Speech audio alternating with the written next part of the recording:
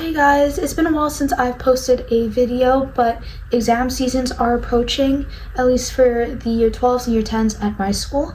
They generally start this week, but I start my exams next week. And obviously for GCSE students, A-level students, AS students, they've already started their exams since a few weeks ago, I would say. So I thought that it'd be a good idea for me to make a study video on how I study efficiently and effectively, long-term and short-term, for anyone out there who's trying to figure out and experiment with methods that, might work for them in the long term for more serious exams like their GCSEs for year 10s, or for A-levels for those who are still in their GCSE phase or starting their A-level course like I am in year 12. So obviously, disclaimer, this won't work for everyone, but I am willing to share with you what has worked for me. Obviously, there's a million different ways to study just because it suits different people. So I just hope that you guys can try these out, see if these work for you, and if they do, that's great. The first method that I like to share with you guys is something that a lot of study sites say work, and at least for me, it does.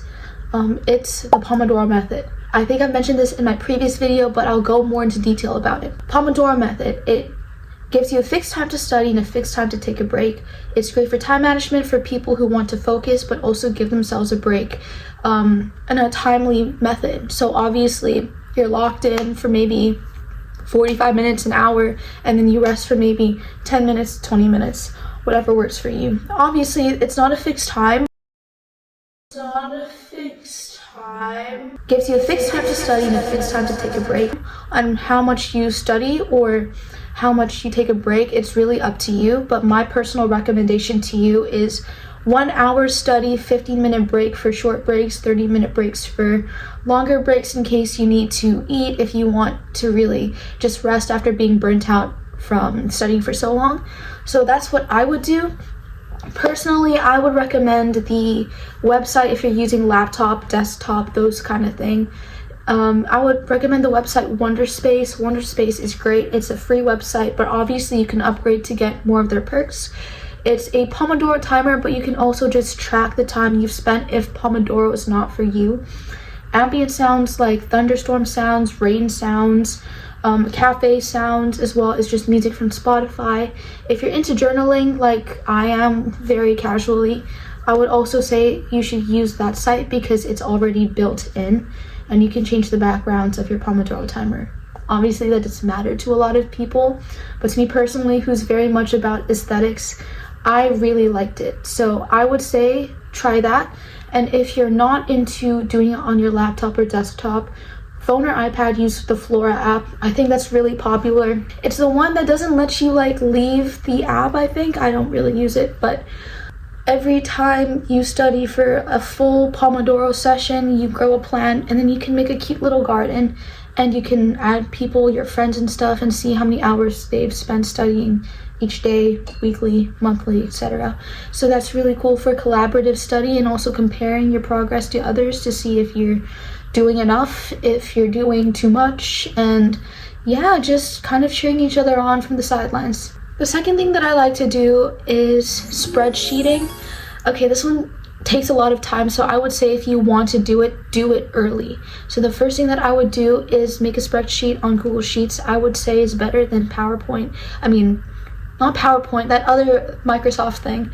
And what you would do, put your spec inside, so including the topics and the subtopics, and then go through each one carefully thinking, how well do I know this? How confident am I in this topic?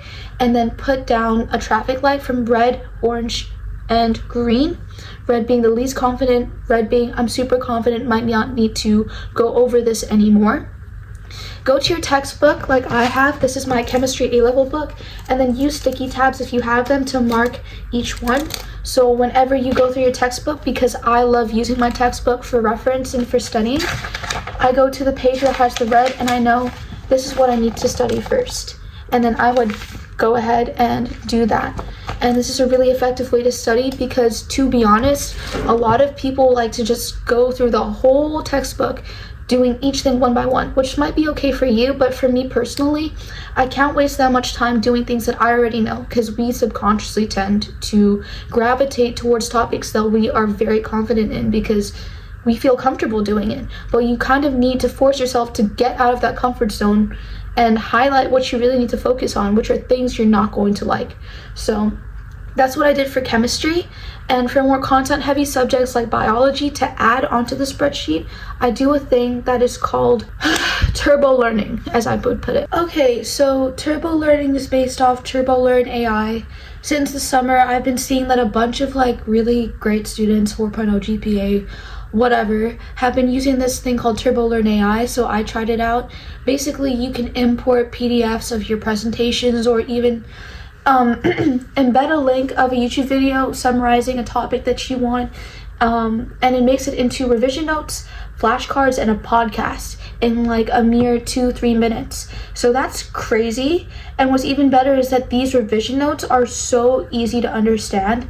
And so what I did was, after I had done this to my biology book, because biology is very content heavy, I used those notes for the red tabs, because obviously the textbook, it really complicates a lot of the concepts and it yaps a little bit too much. So I was like, I'm gonna make my own notes based off the revision notes from Turbolearn, and then I would post it using post-it notes on the page.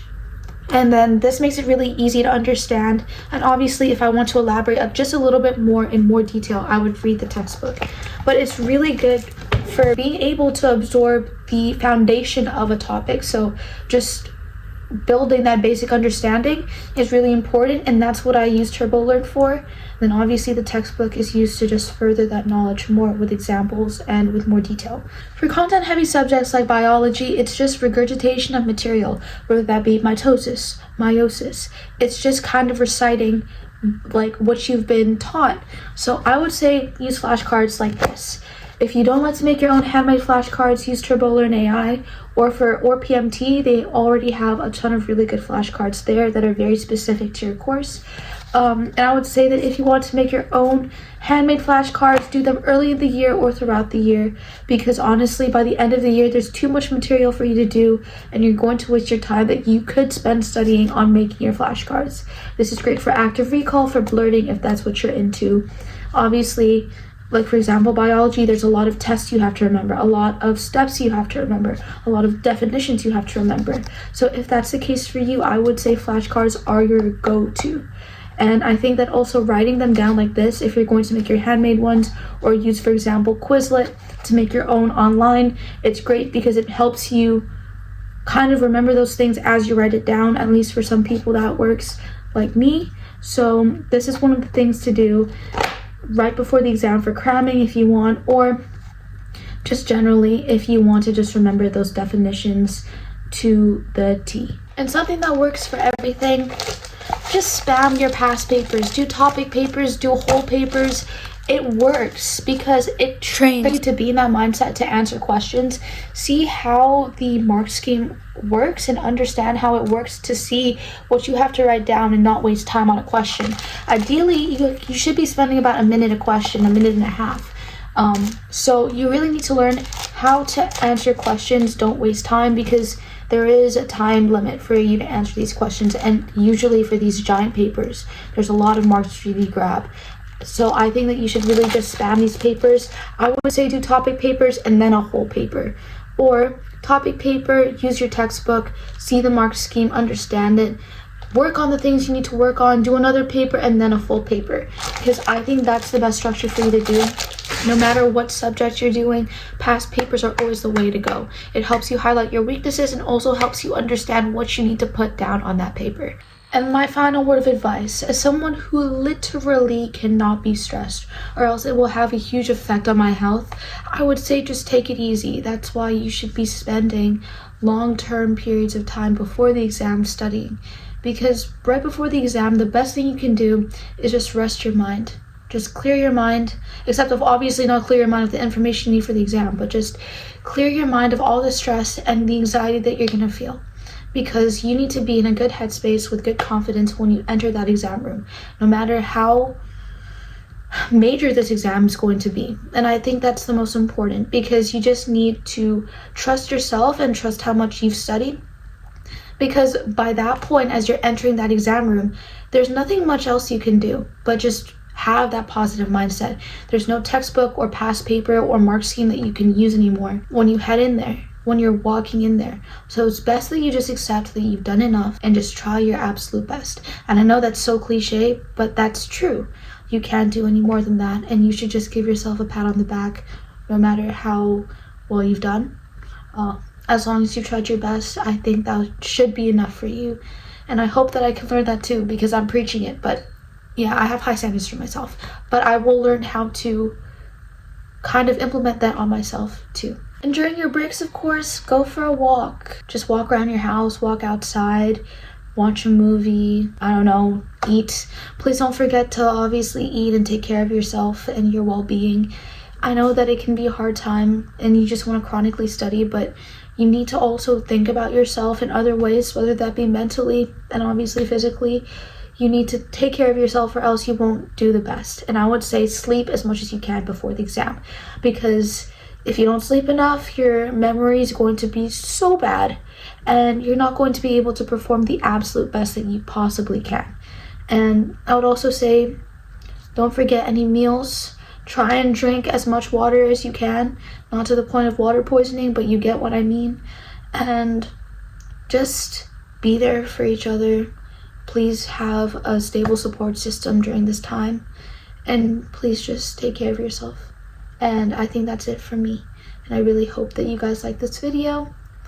I hope this works. Please do comment if this has worked for you. And yeah, I really hope you enjoyed today's video. So I'll see you guys next time. Bye.